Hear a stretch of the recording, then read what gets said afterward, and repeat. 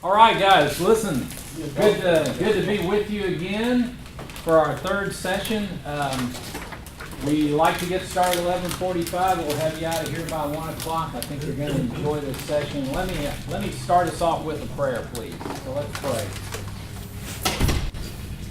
Father, it's good to be with you. It's good to have an opportunity to just pause in the middle of our day. And I know many of the guys in here, it takes effort for them to find time in their calendar to be able to come here. And we just ask that you just give them the opportunity, the ability to just relax and kind of forget everything that's going on back at work and focus on today with you.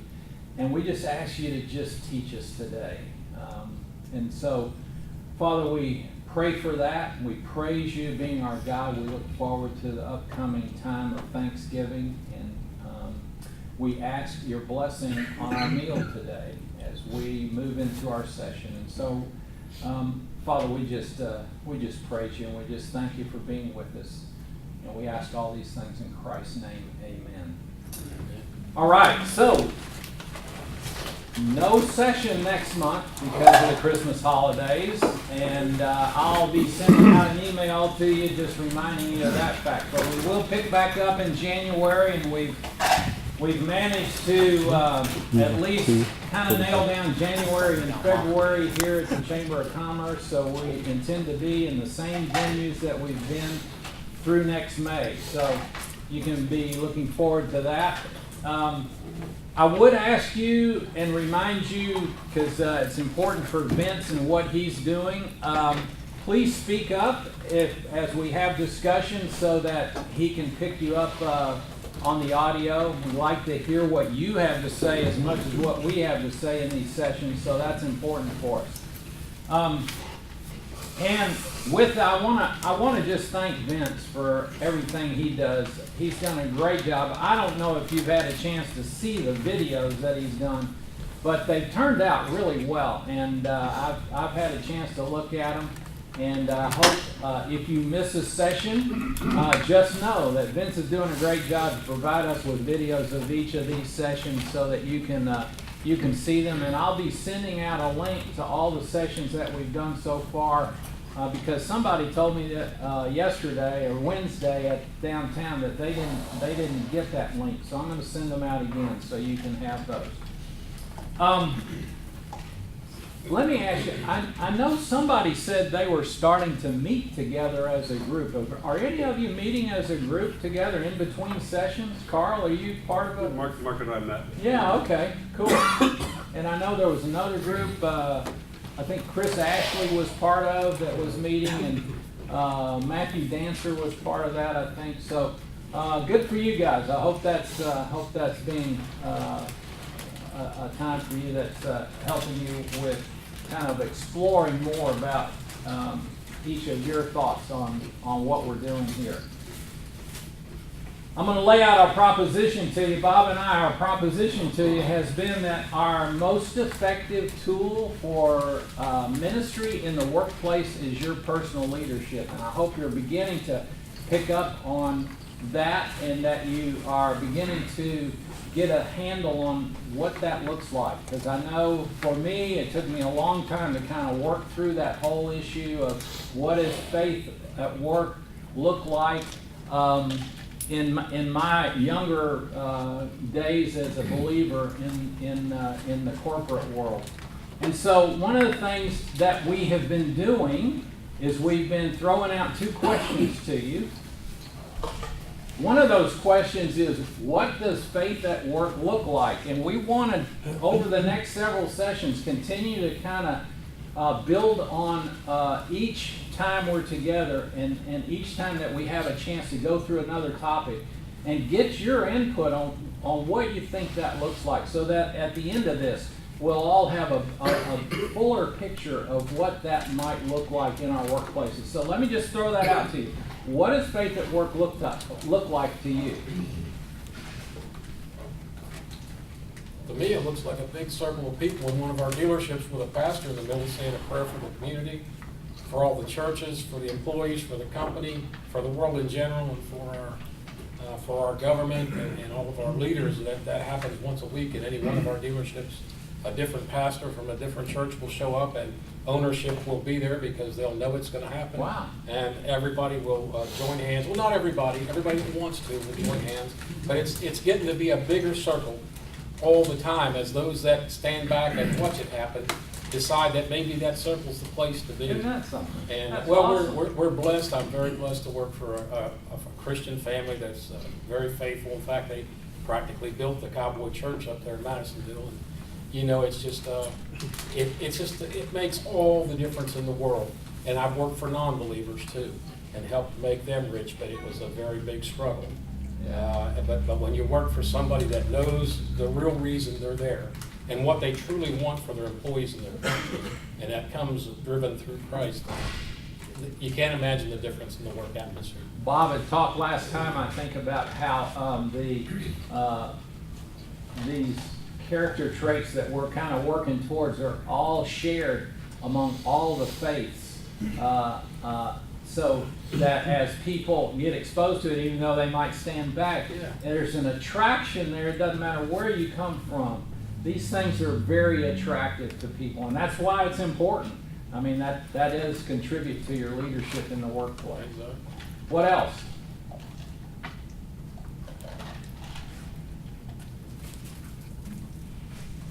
Like Joe said, you got it. Very quiet.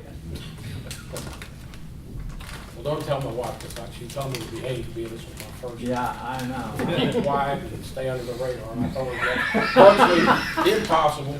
It's not going to happen. Should we send her a link? You might want it. I don't know. That ain't gonna happen. Thank you for jumping in. So I had somebody say in one of the other sessions that it looks like to them when people care for each other in the workplace. That's one of the aspects of faith at work. Somebody else said it's when somebody takes the time to listen to me, and that they just appreciate that somebody cares about them. Anything else?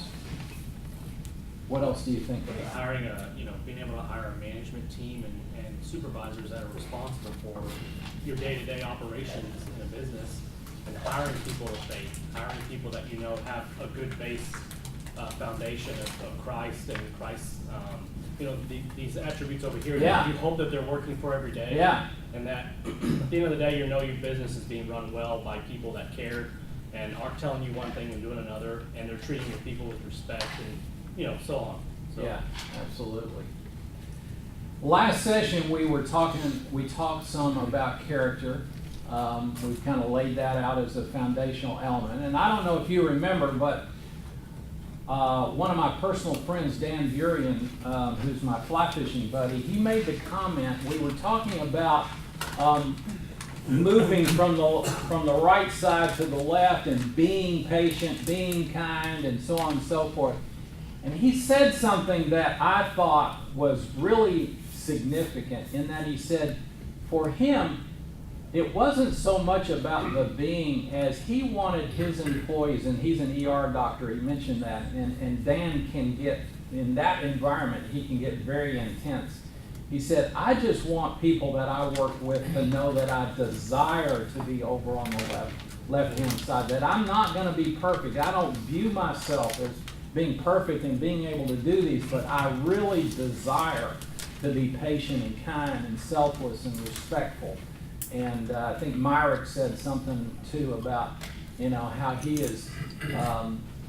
has had occasion where he's gone back and he's very open about, hey, I didn't handle that correctly. That's not who I want to be. And so I thought that was really significant for us to remember, that it's about the desire and just being purposeful about trying to move from that right-hand side to the left. Now, this section is the third session, and it's going to be on action plans. And we have talked about the 3 circles since day 1, and we've talked a little bit about character. We've talked a lot about character. and we have been moving into and filling out this green circle about results. We talked last time about metrics. So this time we're going to talk about action plans. And one of the things that Bob said that I just really keyed in on, he said action plans are really important because what they do is they begin to set our expectations when we move into the behavioral circle and we start looking at the coaching model, how we coach each other. So it's going to feed directly in today. This topic's going to feed directly into what we're going to be focusing on in the spring after the first of the year. So, Bob, you're on. Thank you very much. Tough to follow. I keep coming back to this. Leaders become leaders in the company of leaders. And in my life, that started off men become men in the company of men. There's something really important about iron sharpens iron. But leaders become leaders in the company of leaders, and I get to hang out with you. I want to hang out with you. You want to get better, I want to get better, and this is one of the best ways, I think, of me getting better. And so the intent that all of us can help each other grow. And I know for myself, I will speak for myself, I want to become a better manager, a better leader, and I want my faith to be strengthened. And if I do those, the impact on other people will increase. It'll be more positive. And then it scares me if I think about what if I slip and become less of a leader, less of a manager, my faith gets weaker. So that's kind of scary. Short story, I ran the Houston Half Marathon, and I'm coming down the finish line. I can see the big finish thing at the George Brown Convention Center, and there's two streets and there's a boulevard in the middle of it. And all of a sudden I hear something going on my left-hand side. And I look over and there's a truck and they've got a camera on it and they've got lights flashing and they've sort of got sirens going. And I'm thinking, boy, are they doing this for me? What they were doing was they were focused on and leading this young man from Ethiopia who was finishing the full marathon. And he finished the full marathon before I finished the half marathon. And so I thought, and I've been thinking about this for a number of years, he is elite. He is world class, obviously. And I have some sense of how hard he works to do what he does. And I'm also real clear that I better not quit my day job to do that kind of stuff. But I thought, am I elite at what I do, at managing and leading and walking with Christ? And am I doing the things that I need to do to continue to grow and continue to get better? And that's kind of scary. And then recently I thought that, and asking questions is such an important part of leadership. I don't think that's the right question. I think the right question is, am I doing my best for him? Oswald Chambers wrote the great devotional, My Utmost for His Highest, and it really translates, as I read it for the second time and many more to come, my best for him. So am I doing that? That is a higher bar than am I elite. If I do my best for him, he'll take care of the results. So I think that's what this is, and I keep asking myself, if we can look to do in terms of managing and leading and walking with him, do our best for him, boy, what's that going to do to the other people in our lives? A quick review, warp speed. We started off with the qualities of character. And when I look at those, it's a simple matter of being patient and kind and humble and respectful, selfless, forgiving, honest, and committed. And doing that in every interaction we have with people 24/7, which is impossible. But I think of every leader and trying to think of all the different scenarios.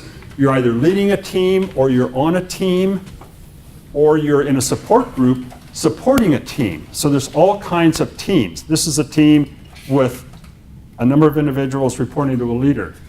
The qualities of character are used in every one of those situations, no matter who you're interacting with, your leader, those under your authority, your teammates. And Every organization exists to serve the customer. So if you're not serving the customer, if we're not serving the customer, we better be serving someone who is. So just a reminder how important these things are. And this thing called leadership is you have much more influence than you think you do. The second thing we did is looking back at the results circle, which is chapter 1. We started with looking at metrics, called the metrics or key business indicators, key business performers, key business Key performance indicators. key performance indicators. Thank you. Thank you, my friend. And what one of the applications of key business indicators is to define where you want the organization to go. That's one way of doing it. So another rule of thumb, everybody in an organization, whether they're leading or following or in a support position, should have 3 to 5 performance indicators so you can define what there is. The young Ethiopian knew exactly what he wanted to run. Now it's another matter of did he run that? But he was real clear what he wanted to, what success looked like. He was also really clear where he was every mile along the way. What it also does is, with these crazy little graphs, we can see if we're making progress. Remember we talked last time, what motivates people the most? And there's a lot of things that do, but what has much more of an impact on us is making progress. So those crazy little key business indicators, key performance indicators, really let us know that. We also know that in the middle of this, going from here to there, because this may be 1 year, this may be 3 months, this may be 3 years. It gets pretty chaotic in the middle. It gets really crazy, and there's almost always a time where it looks like this is going to fail. And that's where these things really become important. When we're in the middle, when we're in the arena where we're daring greatly and we're stumbling and bumbling and we end up on our face and we're dirty and bloody, that's not only do we get there, but the people that we lead get there. So who do we need to be to help them get through this so they can get to there? Because it gets pretty crazy. And what's it like in here if we're alone and we don't have teammates and leaders and those following us to help us through that? So that's kind of what this is about. If we can get a little better as managers and as leaders, and so the results play a role in that. And then as Clay said, we get into the coaching model, which is how do you manage the business and how do you manage the performance of people? Any thoughts on there before I go on? Yeah, I love what you said about the Ethiopian runner. He knew where he was in the process from getting here to there. Yes. He knew his splits and where he had to hit, and Yes. was either motivated, like I'm doing well, or I need to Yeah. pick it up a little Yes. bit. And he had a team that was helping him at those points, saying, here's where you are, keep doing this, here's some food, I'm sure they have to, there's a lot of planning that goes on the path, how to stay motivated and how to stay on pace. And so that chaos, I've sort of lived there a few times. And that Have you? chaos, yeah. Yeah. And so I think that's a really good point, is to kind of figure out what happens in the middle of here to there. It's a good place to think through that a bit. I think that's maybe where leadership, a lot of leadership happens in that point. Yes, and that's when it is the hardest to do. Yeah. And when your team is going through a tough spot, and as the leader, it's not always comfortable for you either. So they can be there for you, and then your leaders can be there for you. So that's really important. Thank you. Dean. It's why defining there is so important, because there's going to be chaos between here and there. And so if you're comfortable with the fact that chaos is natural and normal, right, the hard thing to do is for you to maintain your focus on there so that you can help others maintain their focus on there, and more importantly, point out their progress along the way. Because during the chaos, we tend to forget the progress we've made, and therefore we lose focus on how much closer we are to there. right? So even though we may not be as close as we thought we were going to be, we still have made progress, and we'll just keep focusing on where we want to go. And I just think that's so difficult, I think, for an organization, because there keeps changing based upon the chaos that goes on. They go, oh, maybe there was really not where we want to go. Maybe we want to go here instead. Yeah. And so consequently, they're making these constant course deviations because they're not normal. They're not okay with the chaos that occurs between here and there. I'm glad we have this on tape. I often say, I wish we had that on tape, but now we do. I forget that all kinds of stuff is going to happen here. I forget that, is that the enemy? I forget that there's going to be times when things are really, really tough, because reality is that they are. So we need to expect stuff's going to happen. You know what? We're going to deal with it. We're going to get through it. The follow-up I want to say to that is real quickly is that if Please. we don't expect the chaos, then we'll be blindsided by it. You I know? get For blindsided, us to yeah. be comfortable in it, my model is I'm a wave walker, and basically what it comes down to is I have the guts to get out of the boat, but do I have the guts to keep my eyes focused on Christ when the waves and the storm and the winds and the lightning and the thunder is blowing? See, that's normal. The normal for us as Christians is to be comfortable walking in the storm, right? That's the way we're supposed to function. And we look at the chaos as not having a purpose, and we look at it as seeing as, we really made a mistake thinking this is where we want to go. There is really where Christ is leading us, is to be comfortable in the midst of the storm and to encourage others to come out of that boat with us. That's where we want to get to. Thank you. So if we can grow incrementally towards that, what a difference it will make. We overestimate what we can do in 1 year, and we significantly underestimate what we can do in 5 years or 10 years. So making progress is so important to becoming the man we want to be, the manager we want to be, the man of faith we want to be. Thanks, Dean. Let's look at, I mentioned action plans. Look at the last chapter that we were on, chapter 2. No, chapter 1. Go to chapter 1, page 10. Page 10 on chapter 1. Just to refresh, on that we have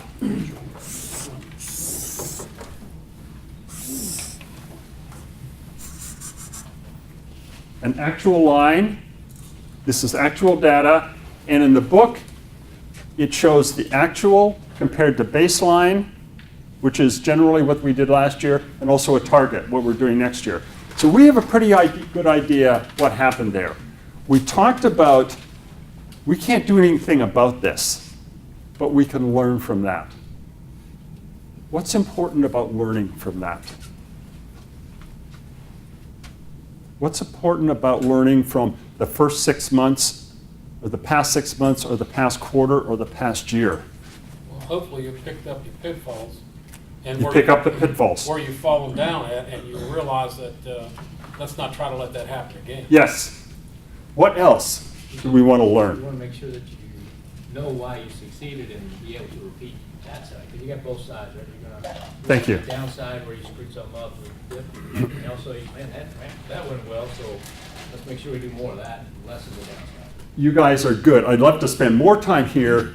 I often ask people, what did you do? You did really well. What did you do? And too often I hear, you know what? We're really just doing our job. That's what we do. And what happens if you don't know what went well, if you don't know where you fell down, you don't know what to keep doing, you don't know what to change, you don't know what to start, you don't know what to stop, because you have an opportunity out here to influence it. At this point in time, we're perfectly aligned with the results we're getting. We're perfectly aligned based on everything we've done up until this point in time. If we want this to look different, we have a chance to influence it. And one of the ways we influence it is these crazy things called action plans, which we've all heard. And in my 25 years plus of coaching, this is where most leaders fall down. and do a face plant. And we're still trying to figure out, you can help us figure out what goes wrong. So it's who, it's does what, by when. So we all know this, and we've all done this over the years. What do we know about these three columns? Anything? Hey, Bob, we're on page 11, the next page. Oh, thank you very much, Clay. Thank you. We're into chapter 2 now. Yeah.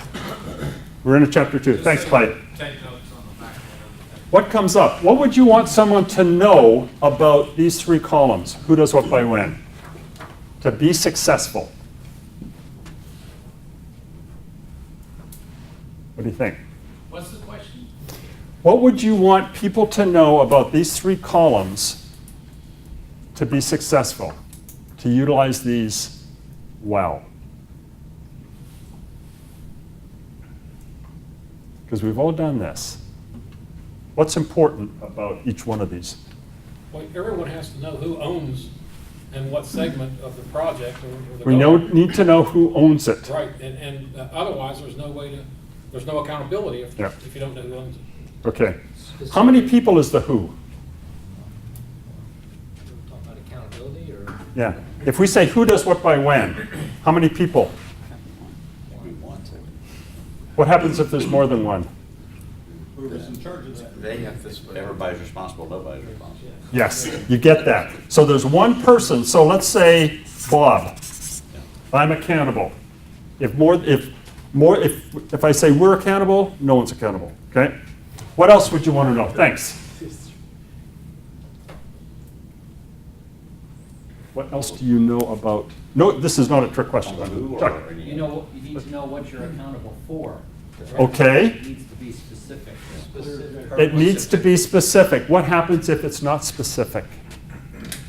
Then people can do all kinds of Wasted things, effort. broad range of things and miss the target completely. And you know what? They may think that they're on the same page, but there's no way they can be. So there's something to spend some time making this really specific. So one example is write a proposal, which I spent some time this morning talking on the phone to someone about what that proposal looks like. So just the specificity is so important. And I said, you know, we could have who does what? Like, let's solve world hunger. That is not specific enough. It is a really, really important thing to do. What about, Bob, let me yes? add something there, because it has to be specific enough to give the person direction. Yes, It cannot be so specific that you're micromanaged. yeah, And in fact, you want to give them enough leeway to where they can use their own gifts and skills to bring to bear to whatever it is you're trying to do. Because it may not turn out, it may be better than what you envisioned yourself as the manager. yes, Yeah, what yes. I was thinking, same thing, you probably purposely didn't put it up there, but how is not up there. And so unless it's something that's technical and very specific, that it has to be done in a specific way, but most of the time you're gonna hurt your team's creativity if you tell them exactly how. Yes. But they need to be thinking about that, don't they? I think that could be a stumbling block. Because I could write a proposal, but I don't know if it's what you want, and I don't know how to do it. I've never done it before. So that can be an issue. What about the time? What about by when? What's important about that? Specificity. again. That word. That word, yes. Yeah, we have a project right now that, originally they're talking February, March, and then all of Yeah. a sudden I'm in a meeting, they're talking March, April, and Yeah. I'm like, Yeah. give me a date, like, Yeah. with a number at the end. What happens if you don't have a date with a number at the It end? just starts sliding around, and nobody ever knows what it's. Yeah. It runs away from Yeah. you. See, this is, principal leadership as we've defined it is fundamental, it's foundational, it's basic, there's nothing complicated about it. But we all have opportunities, I believe, in my experience, to get better at building this foundation. and being really specific about this, because if you don't, you get into all kinds of trouble. So there's got to have a date, so I can say, If you don't That have for- a date, you can't focus your attention on it. And you get all distracted by other things. The urgent takes the place of the important. thank you. If The you re, don't- yes, If you Eric. don't have a date, you can't measure, like, a lot of the things I have are milestones. If I know something's due November 30th, I know to get to there, that might be step E. To get to step C, I need to be there a week before that, so you don't have time, you can't do milestones or anything to get your goal. Let me do a quick timeout. The reason that we wanted to do this is that leaders become leaders in the company of leaders, and you are sharing your thoughts and your experience and your wisdom with other people in the room. That's our intent, is to give you a chance to share what you know about this stuff. From being in the trenches and going from here to there, and for it being chaotic, and you have a sense of what works and what doesn't work. So the value that you're adding to other people in this room is huge. Thank you. I think the worst action plan I've ever written is the ones that I did and said, here, go do it. As opposed to, hey, can you get this done by this date? And if you can't, why not? You know, so, because there's things that I don't know about certain No, projects. you don't. or- You don't. You Yeah. don't. Well, and they're much more highly engaged if they own it. Well, they own like it, that, that's right. Instead of Because waiting. then they said, yeah, I can get it done by then, and yeah, I know what I need to do to get it done, and so. I believe, like, we can really mess these things up. The value is that they're a wonderful, they may be one of the best tools of engaging other people and giving them a chance to develop ownership in it. We can't make them buy in, but we can give them an opportunity to buy in. And that's why this circle is really, really big in the middle of this. Because I'm working with a guy for him to write a proposal for a client that he's working with, and this is going to be his first sale. So this is huge for him. And I'm working with him so he gets it right, but I'm not going to write it for him. So it's a bit of a dance. So it's kind of crazy, but it's, so we're talking about how. There was something else. Somebody mentioned if we want it done by November 30th, if we wait until November 29th, what's going to happen? Nothing. Nothing. It's gotta be a realistic date. It's got to And be a real, you've yes. gotta realize that that chaos is gonna happen. So the smart thinker's gonna have a real date out here and have his people seeing this number, so there's a little fudge time to hit the real target. He's only gonna be the guy that knows that. He's gonna keep that tight down to where it's November 30, but really, it's 15 days after that. You've gotta have that in there. If you don't do that, you're just kidding yourself. Nothing's ever gonna go perfect every day and you're gonna hit that target. There's gotta be a hard target that you know and the target everyone's shooting for. And when chaos happens, you work through it and you still hit the number. I mean, that. Thank you. Gotta I'm be- glad we got that on tape too. James and Dan, then what about this? If you ask an individual that's going to do this, if you ask Bob, Bob's another guy. Well, Bob is me. If you ask me to give you a date and you have one in mind, would you think my date is going to be before yours or after yours? I'm hoping it's gonna be after, but it's probably gonna be before. James? I'm always gonna challenge them to do better than what they think they can do, so. Okay. Well, I'm gonna ask you what your date is and see if that's realistic. Yes. Because you're gonna have to buy it, you're gonna have to own it. Yeah. You're gonna have to live up to it. Yes. So I want you to be totally comfortable with it. If it is after my date, when it absolutely has to be Yes. done, then I'm gonna try to get you Yep. to get it done sooner. Those conversations are so important. What I have found, if I have a date in mind and I ask somebody, when can you do that by? Almost always, a very, very high percentage of the time, they will say they can do it before that date. And I haven't told them that. So there's actually, I think, a danger in that. I don't know whether it's they want to please their boss, but this happens with other people too. Not when I'm the boss, not when I'm the leader. So there's something about that. But having them have ownership is so important. There's also a danger in doing what Dan has experienced. Because after a while, I know that if I give Dan a date, the date's really 2 weeks after. Well, only if I tell someone. Every time I've had somebody that's kind of been the way they do it, the pattern seems to be established over time. Yeah, the secret to that is nobody knows but you. I mean, nobody. Yeah. Because once that gets out, and of course, now we've missed the date I've given you, so the pressure is on. Yeah. You can't ever let them believe that it's okay that there is time. Yeah. What are we gonna do? Everything's helter-skelter. We missed our date. You know, you can't let that out. That's a trick that you gotta keep to yourself and yourself only, Yeah. as the leader. I'm just saying, be real. If you let that out, the Yeah, second but time around, you're shot be down. real careful that you're not representing it as, well, this was the real date. Yeah. Because that will come back and bite you. I know what you're saying, and it happens all the time. You have to create an environment. And the way to one of the ways to offset that is to do what this gentleman said, is put milestones in between. That's So it. You're looking at That's the exactly realistic right. issues. Markers. And you break Yes, the work. markers. Break the work down into manageable packages, and then you can have a manageable date for each one. And if one slips, then you understand you have to try to make it up maybe on the next one. But Yes. you can manage it better if you break it into milestones. There is, yes, and there's something about the conversations that you have between today and November 30th so that they can talk about how it's going.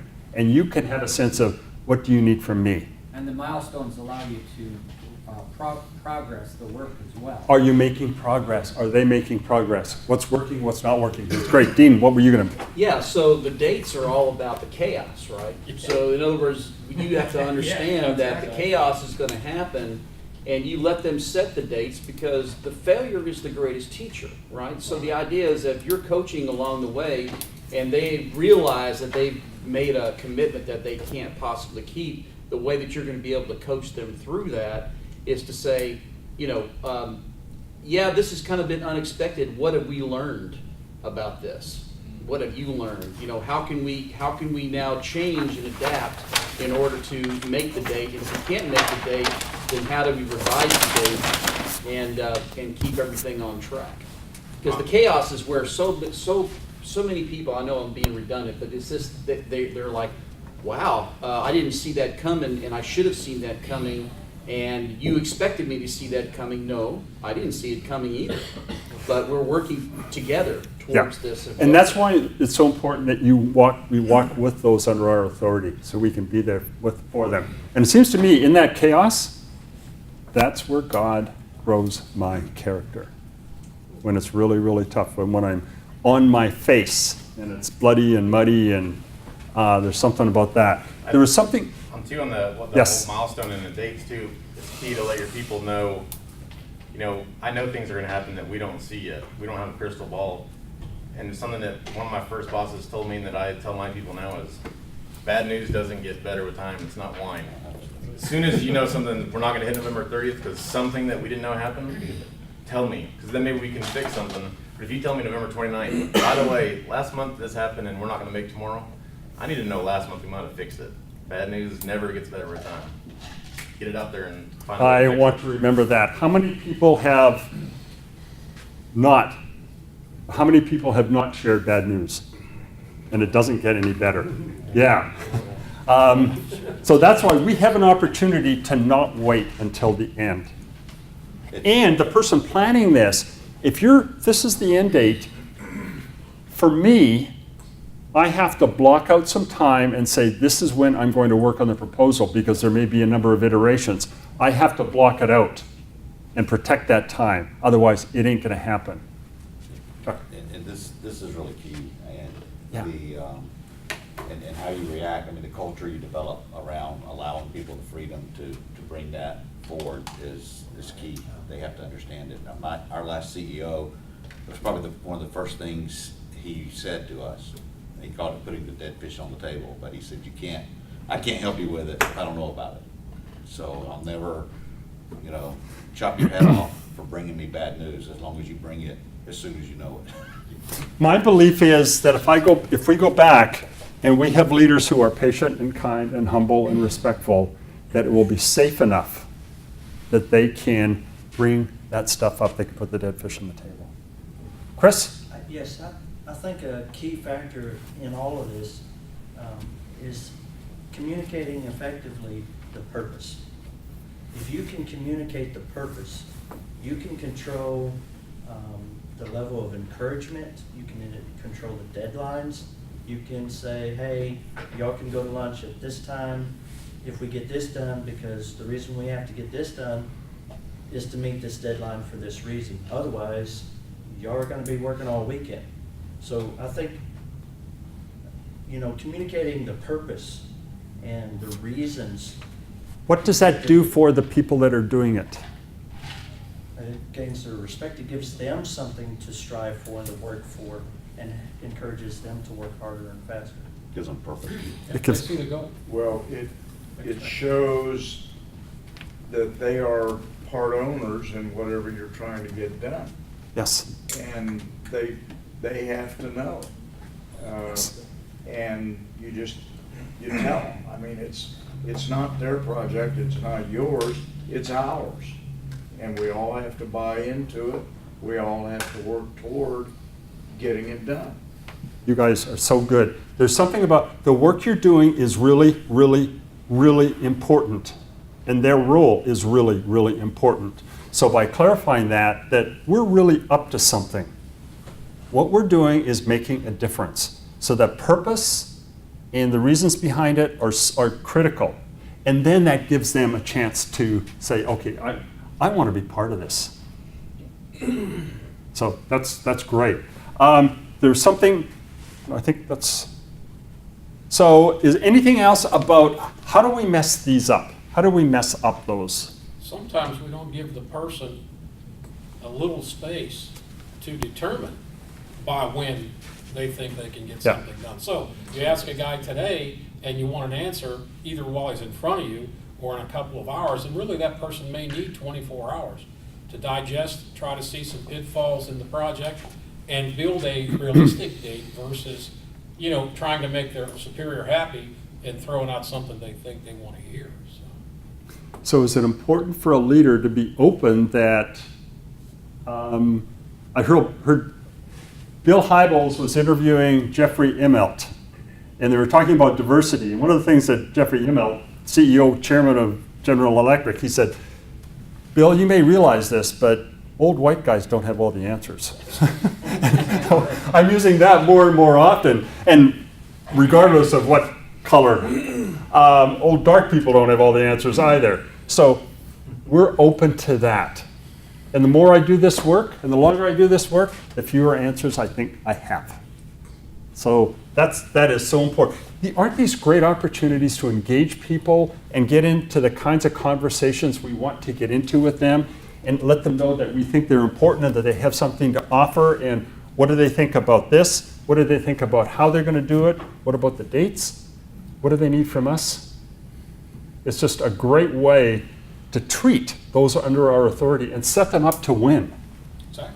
Yes. Yeah, you don't want to make them feel like you're putting them in a vice, and a lot of times, an experienced manager is doing exactly that, and probably, and many times without even knowing it, you're putting people in a vice, and now they feel like you're setting them up to fail.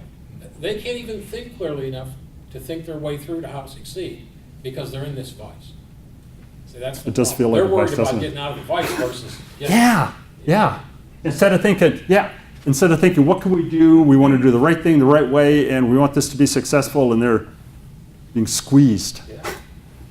This may be obvious, Bob, but going back to who, I think that's where most of the projects fail right there. Is because we pick the wrong people to do the wrong jobs. And there's a variety of decision matrices that we go through. It may be somebody we can trust or somebody that we know, but that person really doesn't necessarily possess all of the skills and or talents that are necessary in order to do that job. So, I think probably the hardest thing for me as I am leading people is to give Yes. an honest assessment of what I need done and then who is the best person to do it. I think we can get the one person down, but if we get the wrong person in the wrong seat, we're setting them up to fail, and we don't want to do that. Yes, so good for you. This is about setting them up to win. I think there's also an organizational issue there as well. Okay, what's that? Well, when you're trying to pick the right person, you may have people from different organizations that think they own the problem that needs to be solved. And if you don't clarify that and make sure that they're either working together or somebody's got the lead, then again, you have lack of clarity and people are stepping over each other. And one will say, I'll throw up the hand and say, well, he's gonna do it, or he's gonna do it, and then you miss your date. Thank you. So when you're setting, so these are so simple and so basic and so easy to mess up. When you're working with someone to develop action plans, what qualities of character do you want to use? Which ones come into play for you? Patience. Patience. Big time. What else comes up? I think honesty. Yeah. You got to be clear. You can't sugarcoat it. If it's a very important goal that needs to be accomplished, you have to set the proper expectations. Yes. And sometimes I defer to them without saying what some of my concerns are, and then that can set them up for failure. So it's important. That honesty thing is so important. What else comes up? Commitment. Commitment. Yeah, that's huge in this. What else? See, it can be different for different people because we've all have strengths and weaknesses with respect to these at different times. Yeah. When we say commitment, what is the commitment? When you say that, Bob, what are you thinking? Well, you're very serious about this, and you're gonna stick with it, and Okay. that needs to be communicated to the person too. Yeah. And then there's another level, because I agree wholeheartedly. Right. There's another level. It's my commitment to you as an individual. Right. You know, that's the part where we have such a great opportunity in this simple Yeah. process of spending time with our people and enabling the character piece to really come through. And that commitment level to them, demonstrating I'm committed to you, we're gonna be successful in this, is so significant to the success of the project typically. And I'll tell a little story about that. Long time ago, I was working for a company, and I was at a kind of a mid-level manager position, but in a technical job. The president of the company came to me and said, I want you to do this project. And it's a great big project. It's gonna last about 2 years. It involves most of the departments in the company. And I said, well, yeah, I'd love to do it, but I don't think all these people are gonna cooperate with me. You know, there are a lot of department heads, and they had their own turfs, and, you know, he said, if anyone gives you any trouble, you come to the senior management committee, and we will take care of that. I never had to go to him. So he was showing commitment to me that I've got your back. I'm gonna be behind you on this all the way through, and it was a very successful project. So go the next step. What did you do that you did not have to go to him and say, I need your help? Well, I just assumed that that was the case, that I could go to any department. So just, head and you say, knew "I'll-" you had his backing. Yes. And What I was it never- about how you treated people and worked with people throughout the project? What did that have to do with it, with them cooperating with you? Well, I guess I treated them with respect, and. I bet you treated them with respect. I got them to buy into the. Yes, project yes, you itself. would have. The project is very important for the company. Yes. And we're gonna do this together. It's a company project, Yeah. and it's gonna be a company success. So they willingly worked with you. Yes. And I would venture that there were lots of elements of patience and kindness and humility and respectfulness and selflessness and forgiveness. And all- That's a great story. I was a brand new Christian when I was gonna sign that project too, by the way. That's interesting. I think, you know, Mayor, you said technical project, I'm an engineer, and we get technical projects all the time, but we're all selling. Yep. You have to sell this project, you have to sell the cooperation, you have to sell, oh, dang, they didn't teach me that when I got my Bachelor of Science degree. They didn't teach me that in engineering. Golly. Kind of watch and learn, right? You see people who are good at it and working in an organization and getting cooperation and getting things done, and you learn that way. Yeah. in the chaos. Let me say one thing. I've always thought one of the most important roles that you have as a leader is to follow up with this individual. If this individual is reporting to you, follow up with this guy to see how he's doing between now and the end date. If you follow up, that will increase the probability of this being executed effectively. And they need to know when that follow-up's coming. If they need- do, they won't need that to know make, that's This is huge. the target, and in here, and here, and Yeah, here. we're gonna have We're conversations. gonna sit down and see how we're Yeah. moving to goal. And if they know that, Yeah. then Then- they're apt to keep the pressure on it. They know that you're gonna come and say, and you're gonna say, how's it going? What's going well, what's Oh, not yeah. going well, what do you need? Then you're not catching them by surprise. And plus, you're not catching that November 28th. Yes. You've caught that plenty of time out by then. There's one more thing, and you know this, but this is a reminder. There's something about the action plans should be smart. What is, and this is also in the manual in chapter 2, what does S stand for? Specific. We talked about that. Measurable, Measurable. If you can measure that, attainable, relevant, relevant. and there's a timetable. It's time bound, which are in here. This is just a really good criteria. If you want to know the quality of your action plan, you can run through these just to see. This helps make sure that it's good, that it's clean, by just going through these. If you can check these off, then the probability that it's going to get executed properly goes up. Now, you can still mess it up, because you can have all of these things, but if the person doing it, you still may not be on the right page. But if you're following up with them, you're going to find that out. Okay, let me go back to next. What do we do between now? I'm going to have withdrawals in December that we won't get to do this, but maybe I can get some time with Clay and he can give me a fix for this. January, chapter 3, where we get into the coaching model and we start with expectations, and you will see how the results piece flows right into this, as Clay said.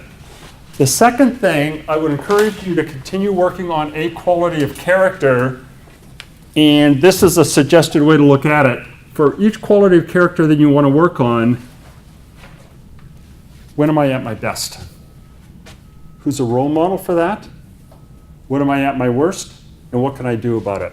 Just to kind of unpack those so that if you look at, here is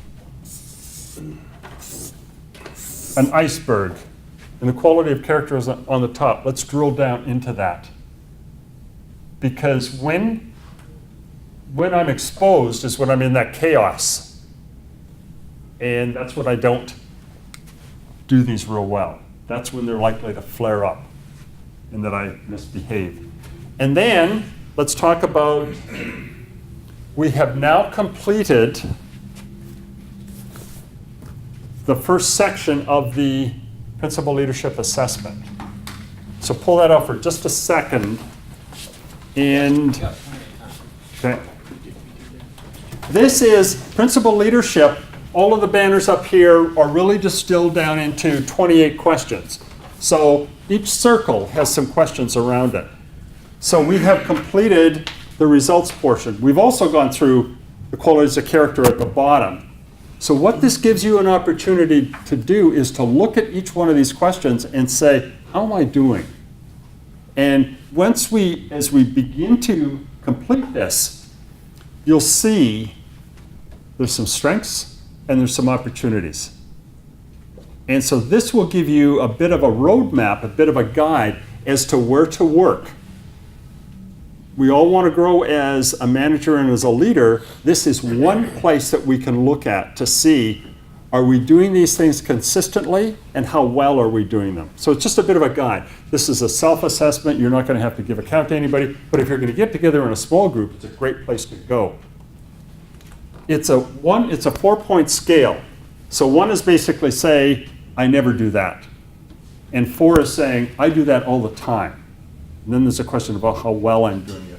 But it gives you, in terms of each question, so let's just look quickly at the first 3 questions, which are the first 2 chapters of the manual, which is the results circle. So you can put a 1, 2, 3, or 4 for identifies key metrics that define success in the categories of safety, quality, cost, quantity, and time. So as I said, if you have 3 to 5 metrics, I think you can put a 3 or 4 in there. If you don't have metrics, that's an opportunity. They will really serve you well. What if I want to, but my lawyer won't let me?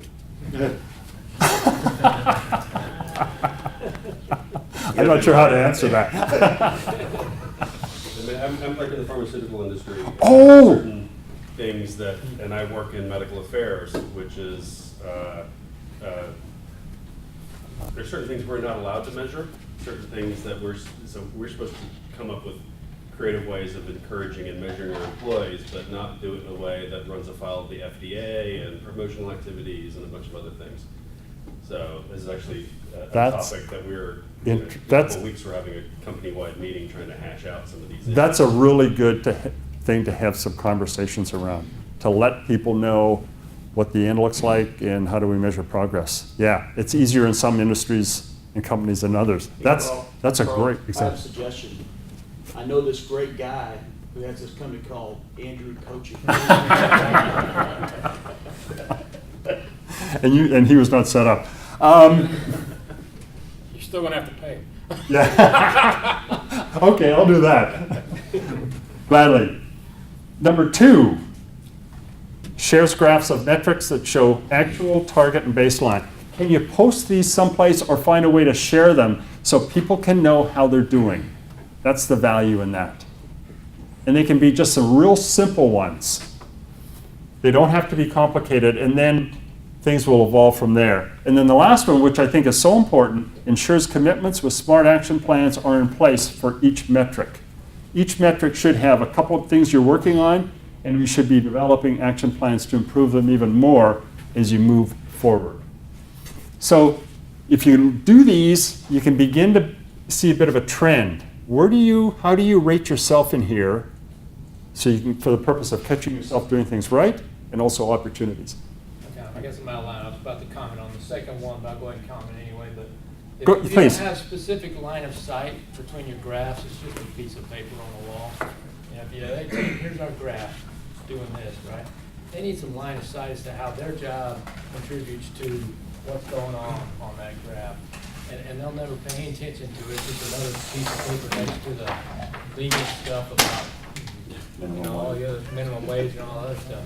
And you need to spend a little time discussing it, and back to your specific plan, how each person has a line of sight and directly affects the lines going on. Because those graphs can actually be counterproductive. If you show me this is what you care about, and I see that, there's like a 6-month gap between what I do and what happens on that wall. That's reality.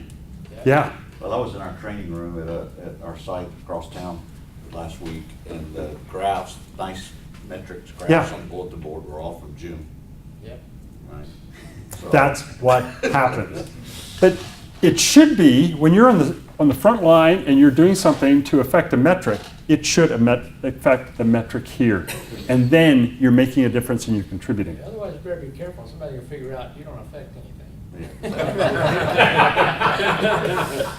Somebody once said to me, and this blew me away, I have never, ever talked to a disgruntled employee who felt that they were adding value to the company. And it's your job to make sure they know they're adding value. It's your job to make sure, whatever, pick a task, pick the most mundane, routine thing. It's your job to make sure they understand that task is adding value and it's appreciated every day. Not just in a check, but in a personal way that says, man, what you're doing is affecting our business, and hopefully you're doing a good job. If not, we'll take care of that too. But you see the point. Is that your job. Did everybody hear that? If people think that they're adding value and they're contributing to the company making progress and they're making progress, that's huge. And that's our role. Thank you. People are not sharing with us how we're adding value. We are not measured, we are not managed according to what we contribute. We are managed according to where we fall short. We are focused on remediating weaknesses instead of focusing on the strength that each person brings, not only to their position, but how that position contributes to the objectives of the team. And so we have to recognize the fact that even though I'm not managed according to my strengths aren't recognized, I still have the choice of how I manage the people that report Yes, to me. and that's your responsibility. Right. You do that well, and the company's going to do really well, regardless of how you're led. At least my team. At least your team. Thank you. I don't want this to end, but it will. It has to. No kidding. All right. Man, that's a great discussion. Thanks, guys, for entering in. All right, I got one question for you. You probably know what it is. It's the second question that we've been passing around each month and that we'll continue to follow up on. And that is, what is the value of being a Christian? What's the value to you of being a Christian? And we want to fill this out. I want to give you a little bit of a start and tell you about one of them for me. For me, the attractiveness of coming to Christ was born out of a desire and really a need and an inability to put my hand on what was going to be the authority in my life. And in fact, I never really thought of Christianity as being that. And I actually attended a conference and they were talking about that, and that is what clicked with me, is, oh my gosh, the scriptures, yes, this is where I can validate my own internal understanding of what's right and wrong, but I had no reason, I had no really authority to, even though I felt a certain way, no authority to confirm that. And so oftentimes in my youth, I would feel like I don't feel real comfortable doing this, but everybody else is, so I'm going to do it. And I got in a lot of trouble with that. What do you think? What's the value of being a Christian to you? To me, it just sets the tone of everything you do from the minute you put your feet on the floor in the morning. It sets the tone of how you're going to treat your loved ones, how you're going to treat those that you, your coworkers, those that you may manage if you're in management. If you're truly connected and your Christianity is strong and you're in prayer when you should be, you know how you need to address everything. And that really sets the tone for your day and your week. And there are a lot of times that you're going to get aggravated, obviously. But if your Christianity is strong, if your walk with the Lord is strong, Yeah. you're always going to know when you're outside that walk. Yeah. And it's going to affect everything that you do from the moment you start your day till the moment you thank the Lord for another day and making it back to your pillow. So that's just for me. Maybe that's important, because if that's the way you want to behave. That's your guide. That's how you measure yourself. Then you know when you're not living up to who you want to be. And that's pretty important to know that gap. And you can do we can do something about that. Yeah. Yeah. And realize it if you can when it happens, and apologize for the situation that you may have, you may have intruded on somebody, you may have treated somebody improperly, and apologize for it right then and there, and ask for forgiveness from that person. And, it makes a big difference. I've put myself in that place and have to go back somewhere and say, I was out of line 15 minutes ago when I was here, and I realize that, and I need to apologize to you, and I need to ask for your forgiveness. Which is the mark of someone with humility. Yeah. Yeah. I mean, sometimes you lose that control of your temper, but you've got to go back and make atonement for that. You just can't leave it like that, especially when you realize that it's wrong, that you've done something wrong. To me, the humility is what's so often kind of underrated and underappreciated. I mean, it's what lets you give a project to somebody and delegate and recognize that they might have better ideas than you did. It's what lets you not take it personally when there is chaos. It's what lets you not get angry when your boss asks you to do something that you think isn't such a great idea. It's what lets you maintain your calm, and it's what lets you maintain your productivity. It's what lets you not bite off more than you can chew. To me, I've seen how it's helped. Not that I'm the most humble person in the world, but I've seen where if I'm successful in maintaining my humility, that it makes everything else easier. And I've seen where either myself or others, an absence of humility has caused all kinds of problems that seem unrelated, but at the end of the day are an absence of humility. Yeah. Chuck? But I guess it goes off what Dan was saying. I think of it as your guiding principles, right? And it allows you to not have to think about really how you're going to respond because it's already inside you. It's your nature, right? And quick example without the whole story, we messed up something pretty bad for a new customer once. And the guy I was working for called me to explain that we had done this, and he was trying to figure out what to tell the customer. And I said, well, what about telling them the truth? and he actually said, well, could you help me do that? And then the customer responded well because we called him up and said, this is what we did.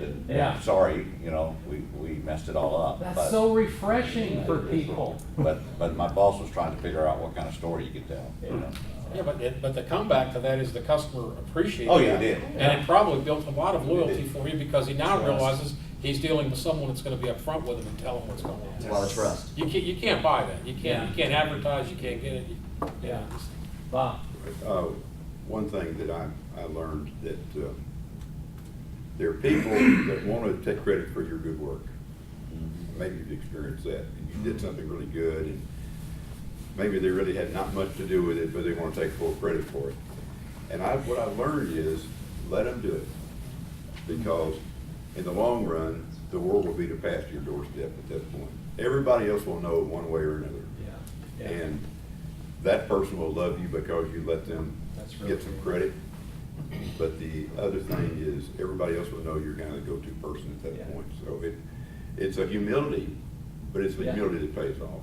It's also a confidence in God that Yes, he's got. it's faith.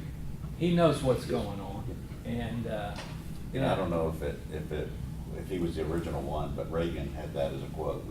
No limit to what a man can do or how far he can go as long as he doesn't care who gets credit. Yeah. Exactly. Yeah. Yep. Chris? If I may read real quick, Isaiah 41:7. So the carpenter encouraged the goldsmith, and he that smootheth with the hammer, him that strikes the anvil, saying of the soldering, it is good, and he fastened it with nails, that it should not be moved. I think the stability that we encounter and the pleasure that we find in walking in the will of God, I think that's kind of what comes to my mind. I think somebody's stealing this. So let me, it's almost 1 o'clock. Let me close real quickly. One of the things, as I was contexting it in what we're talking about, guys, that I wanted to just share with you, and I was telling Bob, I was in the shower a couple of days ago. Well, we were getting ready before we were going downtown for the Wednesday session. I said, Bob, I got kind of a revelation here. It's one of the places I get more revelation than anywhere else. And it occurred to me that one of the values of being a Christian, especially in the context of leadership, is we are indwelt by the spirit of the greatest leader that ever lived, who wants to guide us and direct us. And I think that is certainly in the area of leadership as well. And I've been kind of pondering that, and so I'm going to leave that with you for the Thanksgiving holidays and let you think about that. Now, in the interest of honesty, I have to confess to you, I've made a huge blunder today.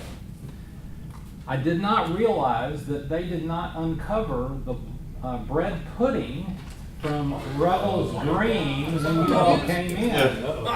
And so I noticed it was covered and none of you got any, and so I know we're late, but you got 5 minutes because I understand that stuff is absolutely fabulous. And you were hoping we would have a bunch left over. Yeah, well, it occurred to me, maybe I ought to just leave this covered. Nobody will know the difference, but in the interest of character, I wanted to build on this. So, guys, no session next month. We will see you in January. We will be posting those dates in the next week or two. We have them laid out, and so I'll be sending that out to you.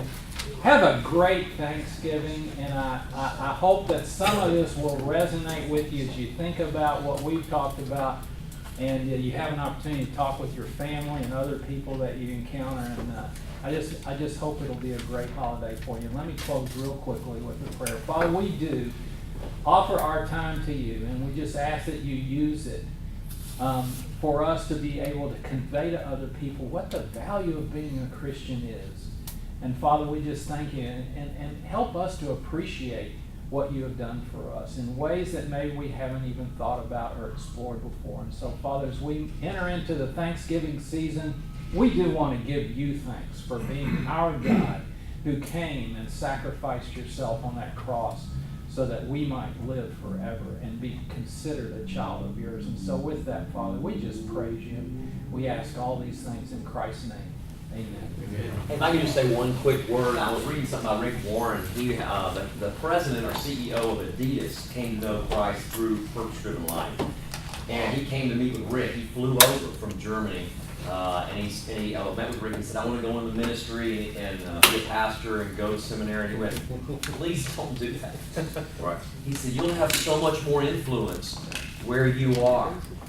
And I'll work with you, and I'll help you. He said, but we need you to stay right where you are, and you can influence millions of people right where you are. You've already got a big church, huge church. So I just tell you guys, and I'm not saying don't go into ministry if God calls you. I think they're all called to be full-time ministries, but you guys can make a huge impact right where you are, as much as any pastor you've ever heard of. Absolutely. And so just, keep doing that. That's God's call in your life. And thank you, Bob, for what you're teaching all of us about leadership. I learned a lot today. It was Somebody really said good. last week, you may be the only Bible anybody ever reads. And I'm like, wow, that's a. And some folks ain't coming to church, I can tell you. They're going to meet you. They won't meet me. So have some red pudding. That's what I need. Yeah. Well, it's time for a performance.